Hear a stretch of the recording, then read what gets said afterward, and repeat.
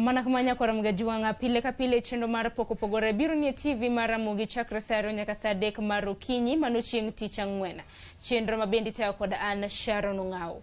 Okinyi maka wono antiere chiro mungere kaka Kariobangi South. Chiro mantiere county ma Nairobi manake sinene toka kanyo nitiere moko mshede mabendi seneno. Okinyi maka wono mane Pok mabendo brobedo kwa rango. Pok mano mar loso shide mupogore chutho buore Nairobi ka. Ngeni se winjo Rivertex. Kopore karamna gimano bende ntiere jao mbuse bedo ka loso shede makamagi buore Nairobi kainde. Arwaki ni machiegni chenro mar Pok Opogore manaki nyalo yango ni nyako Ramogi juanga nyingi ininga. Nyinga en Kevin Ogendo. An graphic designer. Matimo design, printing. Tumanaki nyiso matut, Kevin en nga dongo mari muchopo nyaka kumintie. Kevin onyuol Kabondo, Kasipul, somo Kabondo.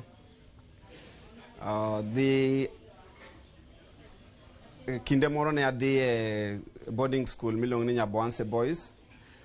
Kure mane achako time goro.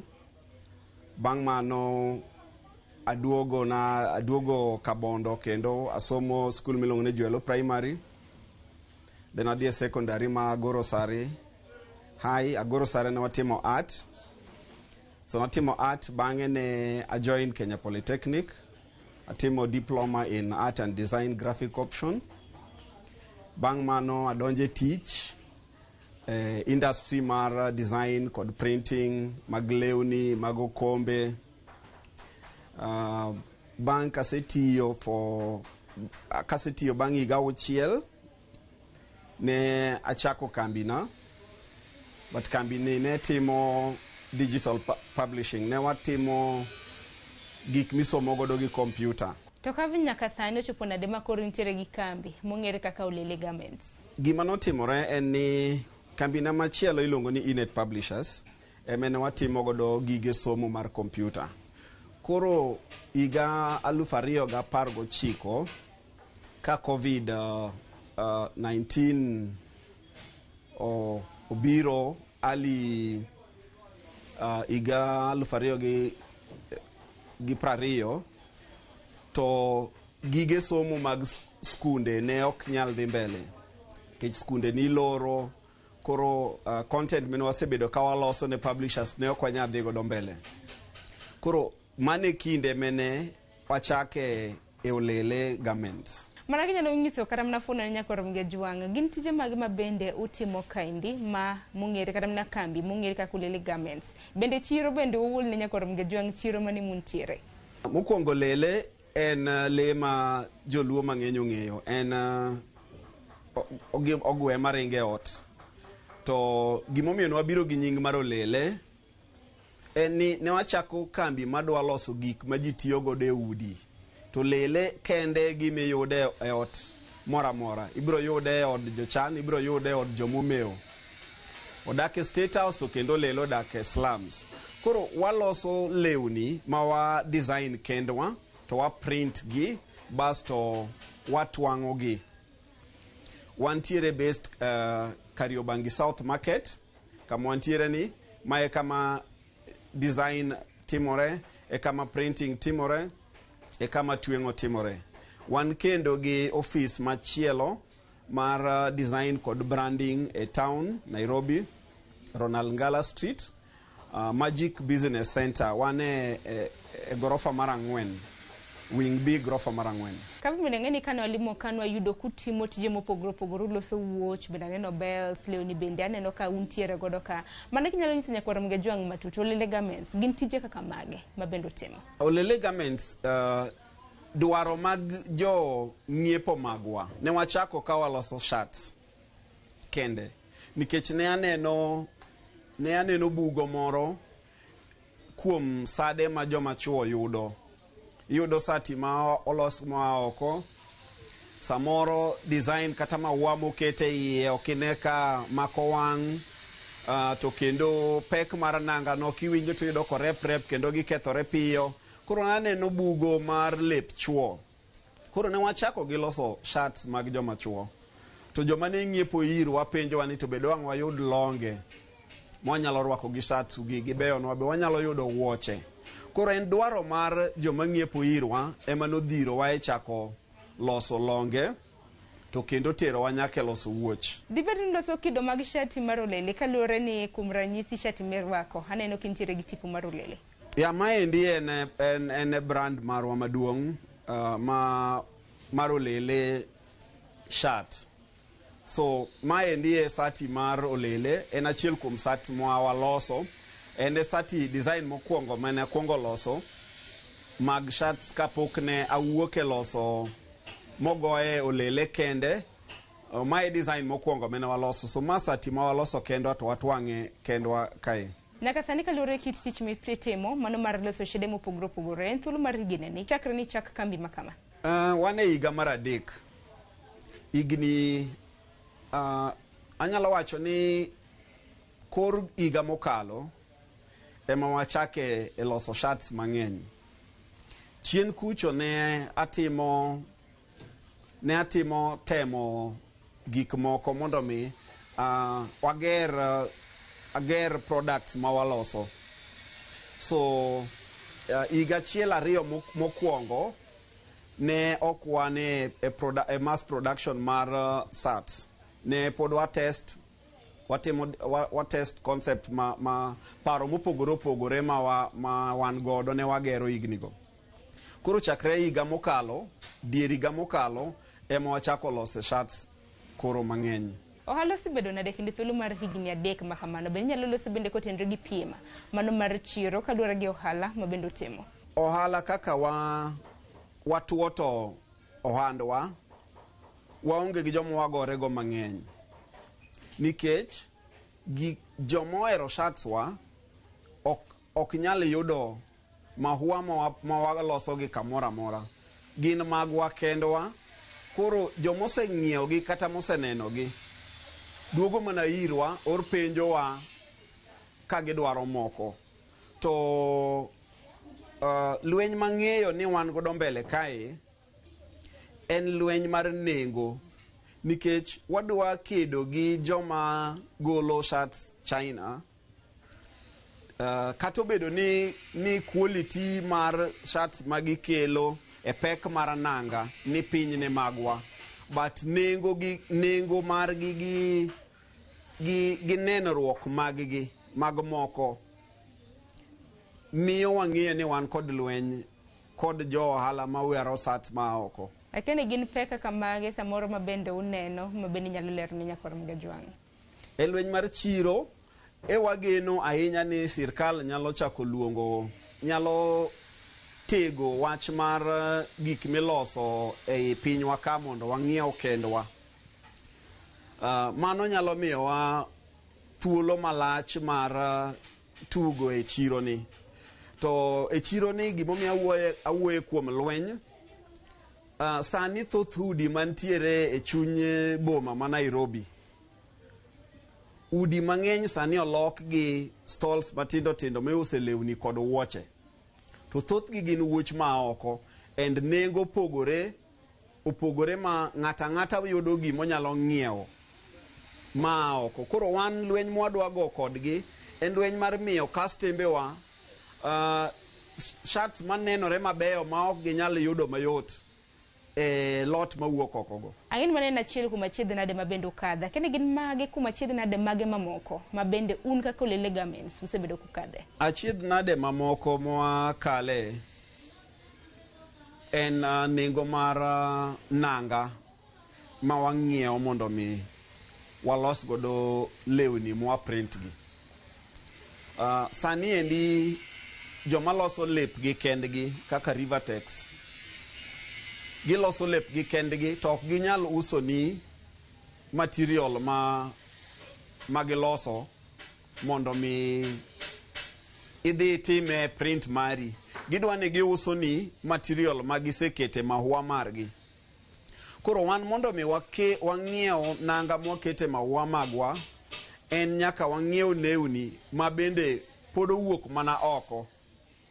Koro kibiri yudo ni ka wakete mahua magwa kwa wasetimo printing magwa to nengo kata obedo ni gineno maber ahinya to de waher ni waduok nengo bi piny ne kama wauso gi sani, wauso sati achiel sani 1,500.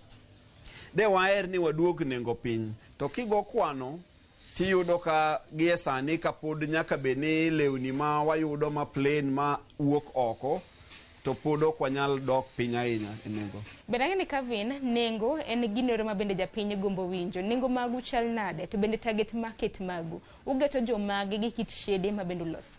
Wasefwenyo ni nitiere thoth oganda ma lepgi tin. Sana joma chuo ma dendgi ng'eny. Joma rwako nanga mar X2, X3, X3, X4. Jogo mondo mi giyud lewni mabeyo ma ginyalo rwako ka gihero ok yot. Koro samoro yudo ka ng'ato orwako sati to bano bad nanga. Inyalo galo bano bad nanga nikech swag. Obano bad nanga nikech sati no rome to bade chiek. Koro wayudo ka wamiyo gi solution mar yudo negi sats maromogi. So wabe watemo lan kaka watemo puonjore i ohala ni target market magwa gin jomage. Waseyudo ni joma ka wa approach gi lewni mabeyo to okwe makong'iewo gin joma rwako lewni madongo kabisa. Gin ok githor yudo lewni maromogi e chiro. Koro nengo kanyo Kevin to nokimulo maber. Mana kinyalo rawo mar mondo mi nyis nyakwara mga jwanga chinga lewni ma bende uloso gi uso nade. Wan kod nengo mopogore opogore kaluwore gi namba mar gik ma ng'ato ng'iewo. Wagerore kaka joma loso kaka manufacturers. So wan kod nengo mar wholesale ma ng'ato ng'iewo lewni 12 dozen achiel kadhi mbele. King'iewo dozen achiel kadhi mbele, wami lewni go gi 1,200. Kendo king'iewo kichiwo order manyalo kalo lewni 50 to wami nengo mar 1,100 e sati achiel. But ng'ama ng'iewo sati achiel kende wa uso ne 1,500. Kevin waseloso kaluwore gi achiedh nade ma bende osebedo kuyudo kinde thuolo mar higni 3 bende neno kalach manyiso ni nyaka ber bende moro nene. Akeni gin ber mage ma bende osebedo kuyudo kit ohala motimo. Ber nitiere nikech achiel kuom gima morowa en ni wayudo ka paro mene wan godo ni tiyo. En adieri ni seche moko jo madwa ng'iepo irwa piro wa lewni nyo anyiso nulos na maendi pod okutieko. Ang'eyo jang'iepo moro ma nong'iewo lewni moduogo e jomachielo duogo didek. Otemo go koko ni order ne pod okorumo. Nyiso ni chiro nitie mane ber mamiyo wanyalo dhi mbele. Lewni magu muloso kaka mago lelegi akendo golo kanyo. Wan tiere kod presence wa Facebook. So online watemo use. Walendo e grube mopogore opogore mantiere Facebook kaka teko waselende. Nitiere miluongo ni Lua Rice waselende. Kod forums mamoko mayudore e Facebook. Bende walande waposte gik ma watimo to wayudo duoko. Kuondego wayudo joma gochonwa, wayudo joma chiwo order magi. Wach machielo bende waseneno designs mopogore opogore ma bende uja keto kata mne shede ma bende usa. Kini designs ugolo gi kanye? Atimo thoth gi kenda, an designer kaka nase pimo. So seche moko agora gi pencil, otas, atimo sketches. I develop sketches go to design manyalo dhi e nanga. Then I convert gi from otas kama goro gie to computer. Aloso pattern, maket pattern no e dami mar nanga maneno chalo nade, matim adjustments manyalo bedo. Eka wa proceed to level machielo mar golo film, wagolo godo screen. Bende chutho ng'ato ka dwaro chako ohala nitiere omenda mong'ere gi dho ngere kaka capital. Akeni mar mondo mi ichak ohala ma bende timo capital nigolo kata kanyo ichake nade machine moro bende aneno toki kanyo maduong'. Mana kinyalo lero ne nyikwa Ramogi Ajwang'. Ne asebedo katimo ohala. Chakre 2009 ne asebedo katimo ohala. Nitiere gik mana aseng'iewo kideno computers ne nitiere. So seche mane Covid oloro nwa tije mwabire kae to an gi minot ma watiyogo machiegni. Wawuoyo kode to osolo na gimoro matin ariwo gi man godo. Ta ng'iewo gik mana paro ni anyalo dwaro mondo mi achak godo tich kae. Bende kano biro ka waneno ji mopogore ma bende dhi mbele gi tije ahinya kambi mar olele kainde. Akeni ji kindiko ji adi tigolo gi kanye? Kae antiere kod joma watiyo godo. An kod joma owuok e college.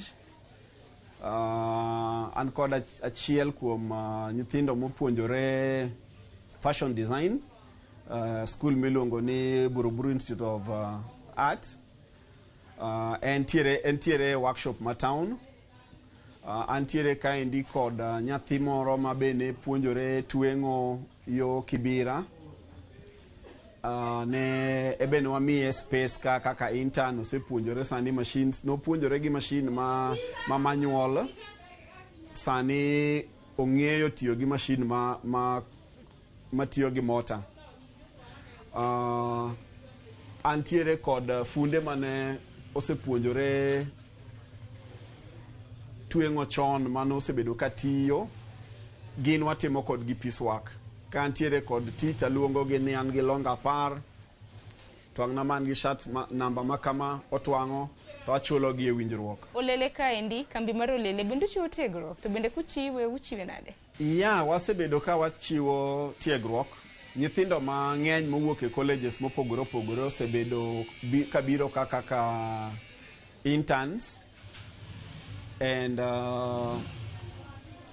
week mokalo ni ne wachako workshop mar puonjo nyithindo matindo mag CBC learners. Giyudo industrial experience mar gima goro nyalo timo. Kaka itiyo gi goro kod printing e loso gik miuso e industry. Koro waparo biro keto ni weekends moko biro lando ma watiege nyithindo. Watiege nyithindo mani kod dwaro mar puonjruok goro, printing, to gineno bende kata kaka itimo tije mamoko mag wuoche be. Bende penjo ma ng'ato nyalo penje kinde thuolo mar higni 5 kata ka ng'ato nyalo penje. Inenori kanya ahinya kaluwore gi kambi ma bende itimo. Geno mara ene dadwar osiep kod county government mondo walos program ma kende manyalo tiego joma timo training mar garment making and tailoring. Mondo gi include garment decoration e level machielo. Sani wan kae patterns mag lewni ma wang'ado patterns gi computer. Kata patterns mag wuoch ma waloso, wang'iyo patterns moko online, to wang'ado gi plotter. En system ma computerized. Ma accuracy mar lewni ma watwang'o kata wuoch ma watwang'o en gima meet standard mar chiro mawuok lewni mawuok e chirni ma oko. Miyo lekna en ni ka wanyalo tudore gi county government masani ni in charge e TVETs, to wanyalo roll workshops moko ma wapuonjo joma timo courses go. Yo machielo mar decorating garments maonge machines madongo mondo wabed ni lek mar pinywa mar manufacturing nyalo bedo lek madieri. Bende paro ni piny owacho ma pacho ka ahinya sirikal bende paro ni siro oganda jotimo ohala mopogore ma bende osebiro gi mwandu ma bende gin giloso gi wuone pacho kainde. Seyo mara nyalo bedo kuom institutions moko ma government oseketo kaka machalo kaka joma okete lwetgi manyo riekni manyien ma ji temo loso godo gik, thedho godo gik moko. Machiegni aseneno ka giloko paro. Giloko paro, aseneno gima Kirdi timo ka giloko paro.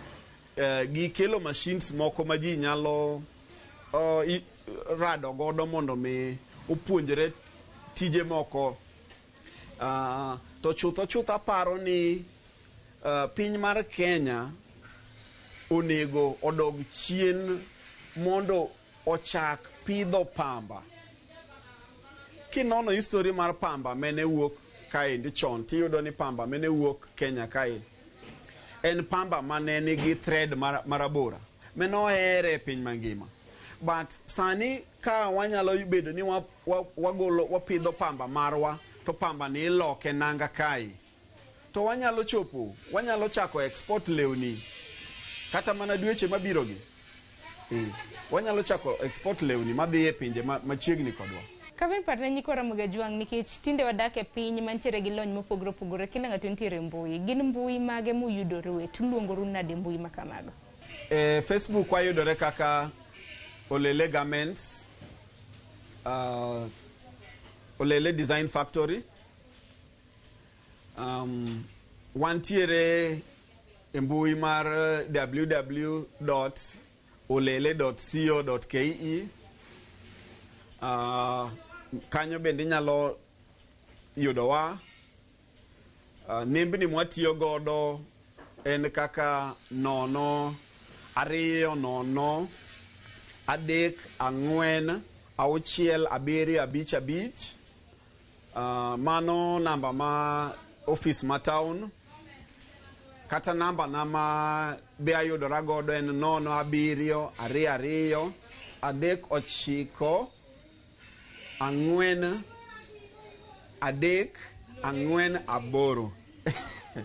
0722-394348. Dibed ni chirni mapacho ka kende muselepu kaka Olele Garments koso lewni makamagi bende uso nyaka chirni maoko? Asebedo kod jong'iepo ariyo mose chiwo order from America. Negi chiwo order gi through joma moko mene gioro irwa. So podokwa chako usa inye pinje maoko.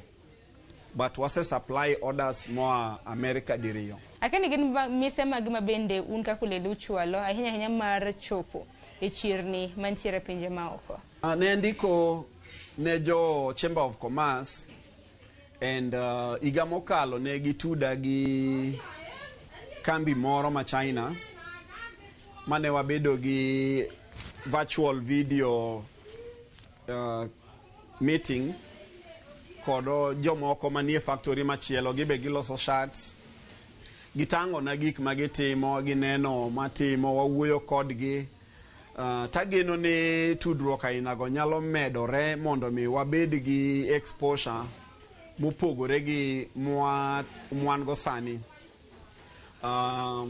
Ero na maduong' ahinya en dino bugo mane e kind wuoch ma waloso sani gi wuoch ma oko kiweyo kata lewni. And sani wan kod wuoch ma ubro neno wuoch ma waloso sani e workshop mar wuoche. Wan kod designs manyien ma wagolo ma ok inyalo yudo ka jomoko loso gi e chiro ma dalaka. Nikech thoth joma loso wuoche chiro ma dalaka samoro yudo ka podoko omanyo tiegruok mar keto gige machalo mag computer e goro pattern. To gik machalo pattern mar wuoche ka ok iyude right e seche migoro pattern no, to katitem loso wuoche madwa chalo gi gima idwa loso, to ok obi chalo gi gima idwa tere chiro. Kopimre gi tije motimo, wacho kanyo ni untiere gi wuoch muloso, untiere gi belts mago ma bende chuo nyalo bedo ka tweyo kanyakla kod shede. Akeni mano biro mokwongo? Loso shirts mano biro mokwongo. Kane ane chiro ka nitiere joma uso charende mosetigo de loso wuoch kata loso lewni. Koro na wuothe ei duka moro to jal moro nyisa ni magi gin charende ma nyalo twang'o wuoche. To na nyise ni manya ng'ama ong'e twang'o wuoche gi charandni mondo kotwang'o wuoche ma wuoche wuok tabro ng'iewogi. Koro ne omanyo fundi ma ong'eyo tiji charende go mokelo na ma otang'o wa test kodgi machines mene jalo ni godo.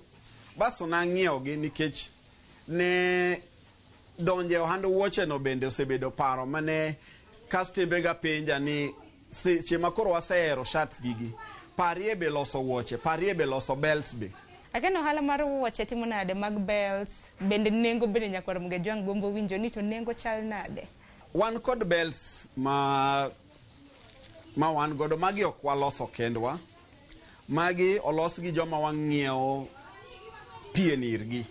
Joma wang'iewo pien wuoche irgi. To ne ang'iewo irgi mondo mi wachak donjo godo kech ji osebedo ka penja ni seche mi uso na long gi satini usnwa bende belt mondikno lele.